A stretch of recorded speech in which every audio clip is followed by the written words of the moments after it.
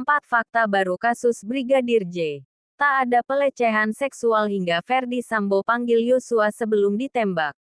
Polri telah menetapkan ex-Kadif Propam Polri, Irjen Pol Ferdi Sambo sebagai tersangka kasus pembunuhan Brigadir J pada Selasa, tanggal 9 Agustus tahun 2022. Ferdi Sambo ditetapkan sebagai tersangka dengan beberapa orang lainnya, yaitu Baradae alias Richard Eliezer, Bribka R alias Ricky Rizal, dan KM alias Kuat Ma'ruf. Keempat tersangka tersebut dijerat pasal 340 subsidiar pasal 338 junto pasal 55-56 KUHP tentang pembunuhan berencana terhadap Brigadir J alias Nofriansyah Yosua Huta Barat. Ditetapkannya Ferdi Sambo menguak tabir dan fakta tentang tewasnya Brigadir J yang selama ini disebut-sebut terlibat insiden baku tembak dengan Baradae adalah skenario semata. Terdapat beberapa fakta baru dalam kasus pembunuhan Brigadir J. Mulai dari pengakuan Ferdi Sambo atas perbuatannya hingga tak adanya kasus pelecehan seksual sebagaimana yang dilaporkan oleh Putri Chandrawati. Berikut 4 fakta baru kasus pembunuhan Brigadir J yang telah dirangkum oleh Mimin dari beragam sumber. 1. Ferdi Sambo akui merekayasa kasus pembunuhan Brigadir J.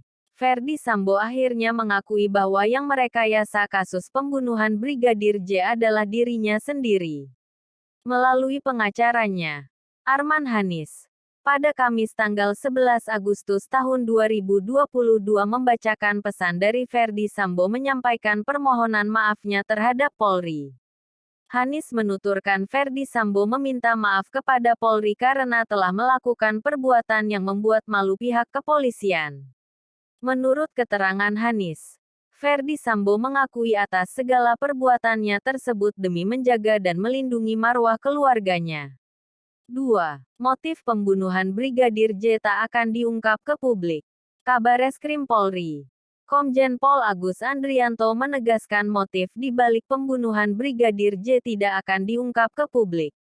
Menurut Agus, tak diungkapnya motif tersebut untuk menjaga perasaan kedua belah pihak, baik Brigadir J selaku korban dan Ferdi Sambo selaku tersangka. Agus mengatakan motif tersebut cukup jadi konsumsi penyidik dan cukup didengar saat persidangan. Hal itu disampaikan Agus kepada wartawan di Mabes Polri pada Kamis tanggal 11 Agustus tahun 2022. Untuk menjaga perasaan semua pihak, biarlah jadi konsumsi penyidik dan nanti mudah-mudahan terbuka saat persidangan, tegasnya. 3. Tak ada kasus dugaan pelecehan seksual terhadap istri Ferdi Sambo. Polri menghentikan penyidikan atas 2 laporan polisi, yakni dugaan percobaan pembunuhan terhadap Baradae dan dugaan pelecehan seksual terhadap Putri Chandrawati.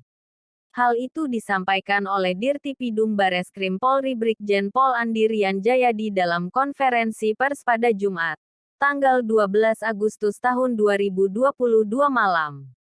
Berdasarkan hasil gelar perkara tadi sore, 2 perkara ini kita hentikan penyidikannya karena tidak ditemukan peristiwa pidana, kata Andi.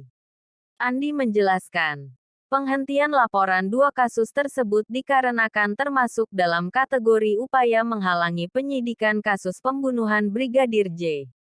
Kita anggap 2 laporan polisi ini menjadi satu bagian yang masuk dalam kategori obstruction of justice.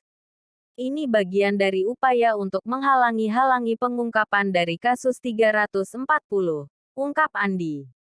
4. Brigadir J dipanggil Ferdi Sambo masuk rumah sebelum ditembak.